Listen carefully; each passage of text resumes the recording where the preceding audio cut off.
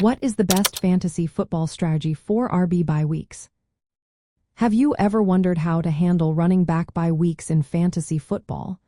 Managing these weeks can be tricky, but with the right strategy, you can keep your team competitive.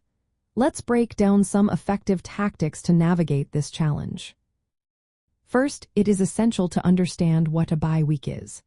A bye week occurs when an NFL team does not play, meaning players on that team will not score any fantasy points.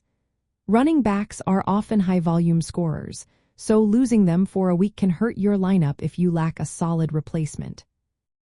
One common approach is to avoid drafting multiple running backs who share the same bye week. While some analysts suggest this is important, having several starters often the same week can actually work in your favor. If you plan well, you can treat that week as a bye week for your starters and focus on maximizing points in other weeks. However, this requires having strong depth and good bench players. If you prefer a more cautious approach, consider drafting running backs with staggered bye weeks.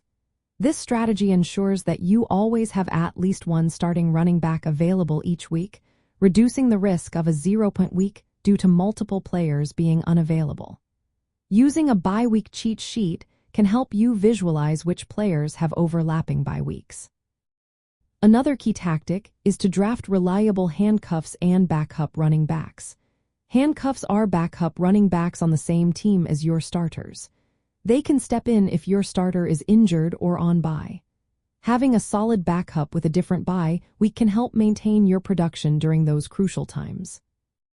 You can also use depth at other positions to offset running back bye weeks.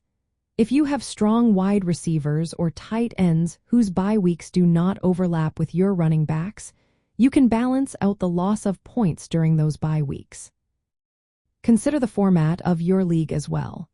In redraft leagues, managing bye weeks is more critical since you cannot add players from previous seasons. In best ball or dynasty leagues, the approach may differ. In total points formats, having multiple starters on the same bye week can be more damaging than in head-to-head formats. When preparing for your draft, review the bye weeks of top running backs and plan your picks accordingly.